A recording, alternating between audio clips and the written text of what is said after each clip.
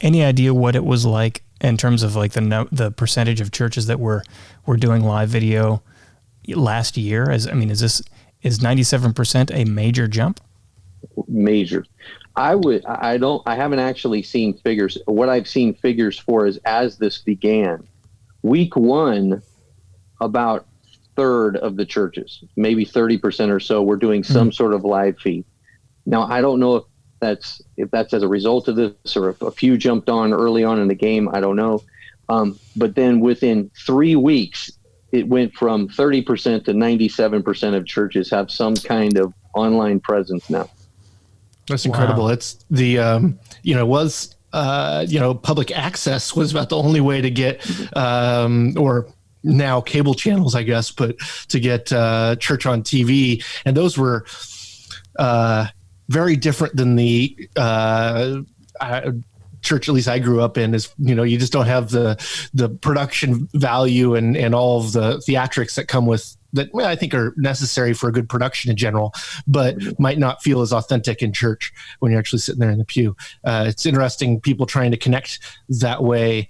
The pastors used to letting someone come up and read a verse so he gets a little break, but there's probably not that going on anymore. So now they're having to be on for the whole entire time, which is quite a performance and a lot of stress, especially if you've never had whatever you were doing recorded.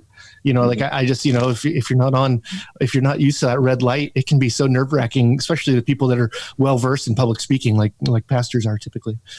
Yeah, and that's my story too. Even though I've been behind the camera for years, this is honestly my first extended time in front of the camera.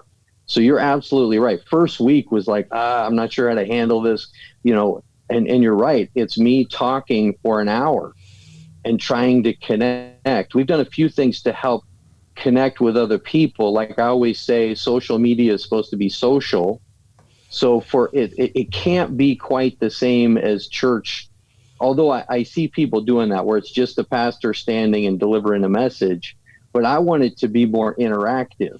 So I give a moment in time, and I actually bring my daughter out, and she's got the laptop, and we converse with people. I take questions, we take prayer requests, that kind of thing.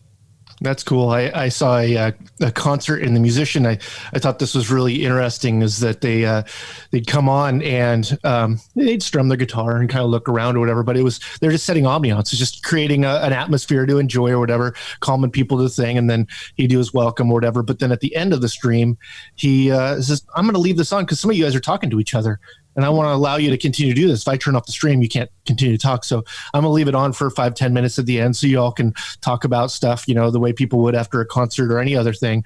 But it's about making that connection as much as it is about the actual, experiencing the performance, I guess.